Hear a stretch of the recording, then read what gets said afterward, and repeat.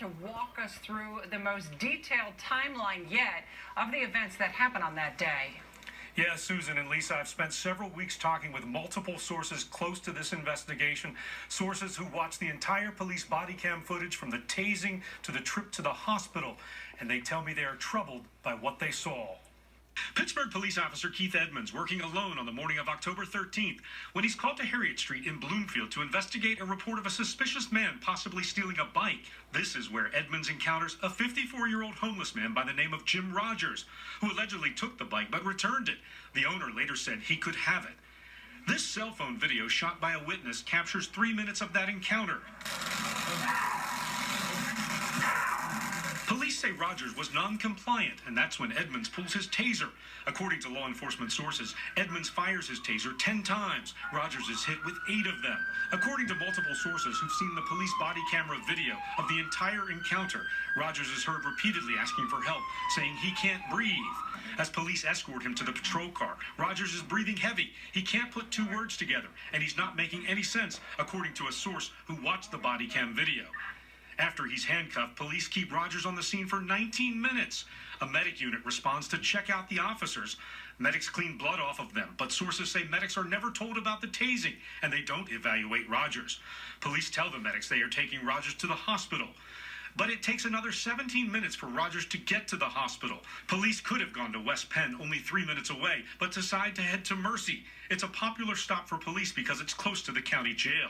At one point, the 2 transport officers are heard asking Rogers if he's all right. He continues to ask for help, but then goes unconscious.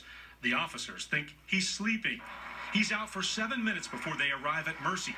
Edmonds, who's following the transport car, begins CPR outside of Mercy. Doctors then take over. Rogers is admitted in critical condition and dies the next day. The medical examiner still has not ruled on the cause and manner of death, and Allegheny County Police are conducting an investigation to determine if criminal charges should be filed against any of the officers. The mayor told Target 11 last week he plans to announce any disciplinary action against the officers before he leaves office.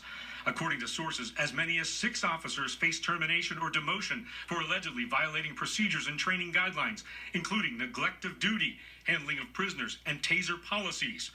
Days after that report, the highest-ranking officer on scene that day, Lieutenant Matt Gautner, announced his retirement. Target 11 has also learned more about the officer who tased Rogers. Keith Edmonds, who is African-American and was hired by the city in 2015, ran a ministry with his twin brother in Homewood where they spoke out against violence.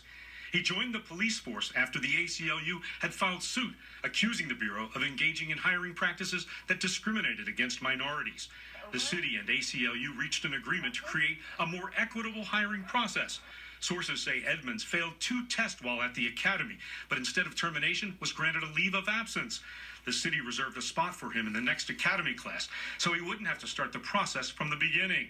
Target 11 also learned that 4 months before the Rogers tasing, Edmonds tased the suspected shoplifter who attempted to flee from him at the Target store in East Liberty. The suspect suffered an asthma attack and was treated at the hospital. He eventually pleaded guilty, but his attorney tells Target 11 he believes the taser was an excessive use of force for a shoplifter. Edmonds never faced any disciplinary action in that case. And tonight, Officer Keith Edmonds and 4 other officers remain on paid leave. I spoke with Edmonds' attorney this afternoon. He declined comment. Now, the district attorney's office is waiting for the medical examiner's report before making any determination on charges. And the city said late this afternoon that 8 officers will now face disciplinary action. Reporting live in the studio tonight, Rick Earl, Channel 11 News. All right.